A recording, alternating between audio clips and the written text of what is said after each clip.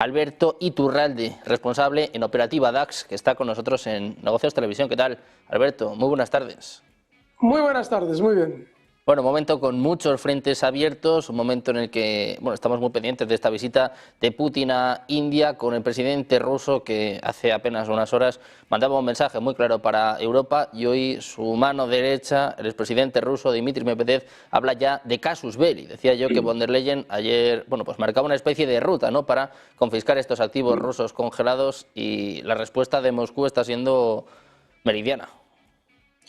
Sí, ayer sucedió algo muy importante por primera vez desde que llegó Donald Trump al poder, y es que unas negociaciones se llevaron como se tienen que llevar en el plano diplomático, que es en silencio, con discreción. 5 horas de reunión de Witkoff y Jared Kushner con Putin y su equipo, y a la vuelta Zelensky estaba loco porque hubiera una reunión en Irlanda para tomar alguna idea de qué es lo que se había hablado con el Kremlin e intentar sabotearlo. En Europa, los mandatarios europeos, y eso se está contando en muy pocos medios, esta es una excepción, quieren una guerra y llevar a una guerra a sus ciudadanos. Y para eso necesitan que la guerra de Ucrania se alargue lo máximo posible. Claro, si efectivamente Donald Trump consigue una paz en Ucrania, entonces hay que buscar a la desesperada cualquier provocación que pueda generar una guerra contra Rusia. No ya el tema de activos congelados rusos, porque los rusos ya los dan por perdidos. Ese tema de los activos congelados debería hacer estar en pánico a todos los ciudadanos europeos, porque en el momento en el que se roben esos activos, inmediatamente el euro pierde cualquier confianza de inversión por parte de terceros países, cualquiera. Y claro, se está diciendo muy alegremente aquello de que, hombre, vamos a utilizar esos activos para mantener a Ucrania, muriendo sus ciudadanos, porque no tienen nada que hacer con Rusia, con y sin los activos, pero lo que no cuentan los mandatarios europeos es que la intención real de esos activos es poder dar el último golpe a la corrupción. Von der Leyen ya se corrompió bastante con las banderillas, y con las armas la corrupción es brutal, siempre, sector de armas da un margen de corrupción a los mandatarios brutal, y lógicamente ese robo de los activos rusos supondría la capacidad para los mandatarios europeos de corromperse y robar mucho más dinero, además de obviamente a Zelensky también robar mucho más dinero del que ya ha robado. Pero claro, lo que no están teniendo en cuenta es la brutal pérdida de confianza que sufriría el euro y toda la zona euro al respecto de inversiones extranjeras.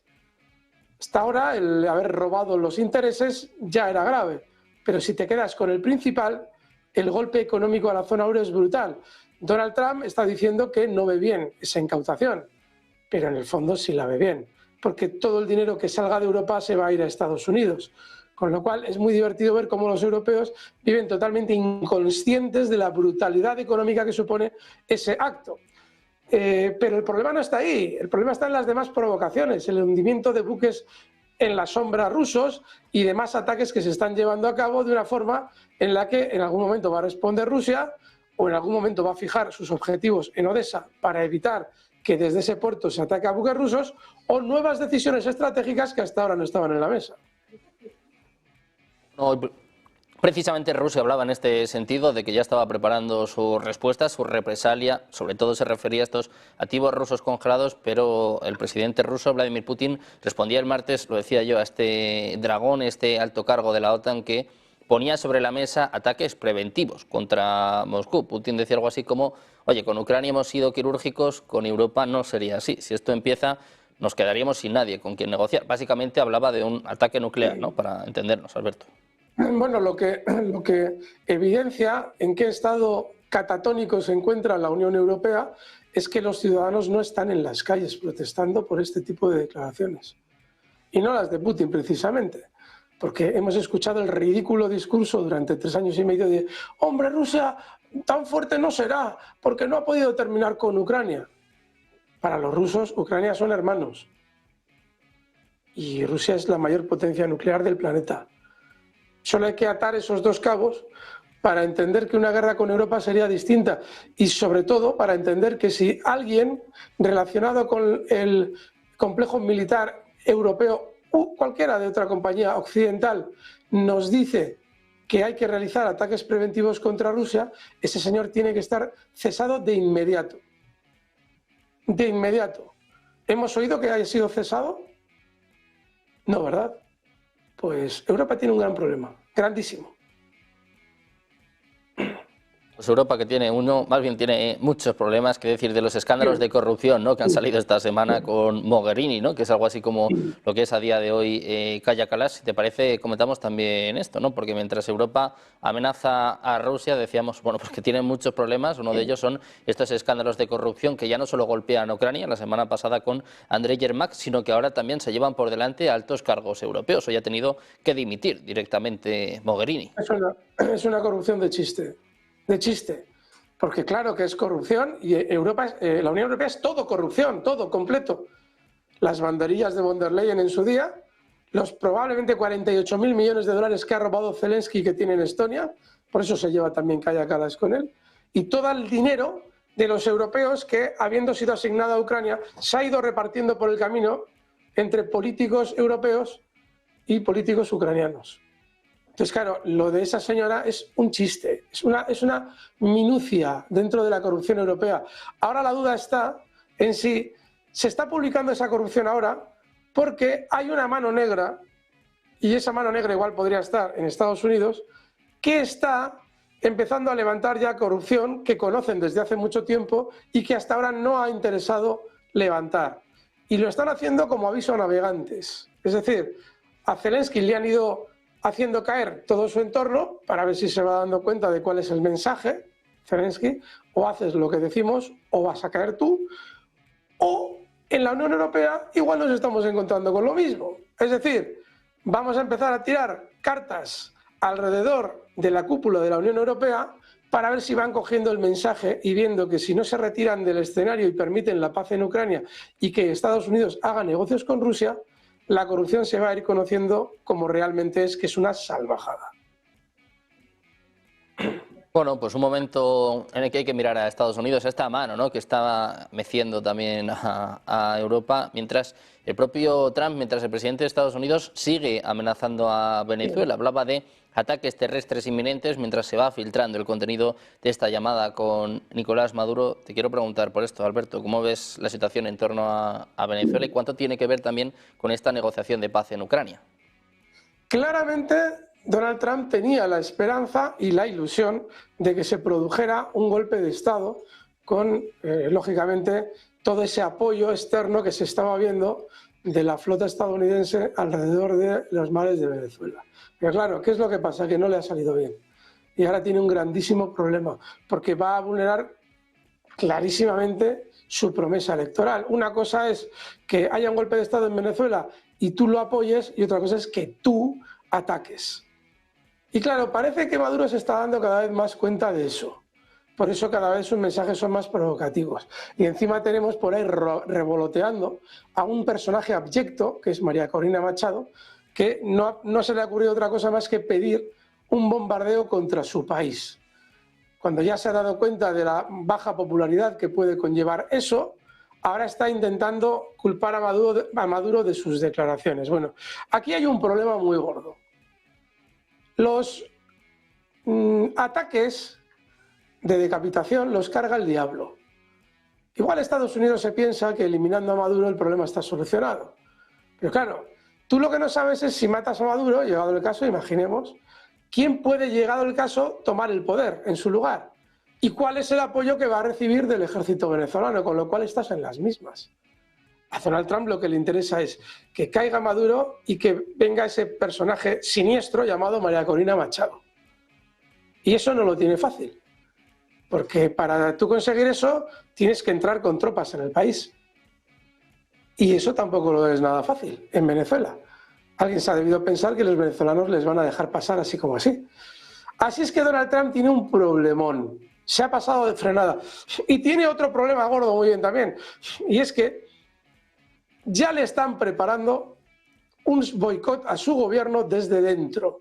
El Washington Post ha publicado 7 declaraciones de militares estadounidenses dando fe de que en el ataque del 2 de septiembre contra una lancha, no sabemos si de pescadores, de narcos o de turistas. 2 de sus miembros sobrevivieron y quedaron agarrados a los restos del barco, de la lancha, de lo que fuera. Bueno, pues hubo una orden posterior para que fueran eliminados. No solamente hay un crimen de guerra contra unos no combatientes en el primer ataque, sino que además lo hay en el segundo y de una manera totalmente deplorable. Bueno, pues esa información, que ya ha sido admitida por la señorita Leavitt, es decir, ya ha dicho que se dio la orden, primero ha dicho que dio la orden Hegseth, y luego, para quitarle de responsabilidad a Hegseth, ha dicho que fue una atribución del almirante Bradley, que fue el que teóricamente obedeció la orden. Ojo con ese tema, porque se les va a complicar mucho a la administración Trump. Ya veremos si Pete Hegseth dura mucho en el cargo, porque es una información que inmediatamente generó la salida del jefe del alto mando, el Comando Sur, y un dato del MI6 en el que nos decía, una nota en la que decía que dejaba de ayudar a Estados Unidos en la inteligencia relativa al Caribe. Es decir, ya sabían lo que estaba haciendo Estados Unidos y que era una salvajada y no querían verse implicados. Así es que, ojo, porque ahora los belicistas que quieren la continuidad de la guerra de Ucrania van a empezar a hacer salir ese tema en contra de Donald Trump, que es un perfecto criminal de guerra por ese tipo de acciones. Ya veremos cómo le socavan el gobierno, porque eso no va a quedar en un tema pasajero. Lo veremos.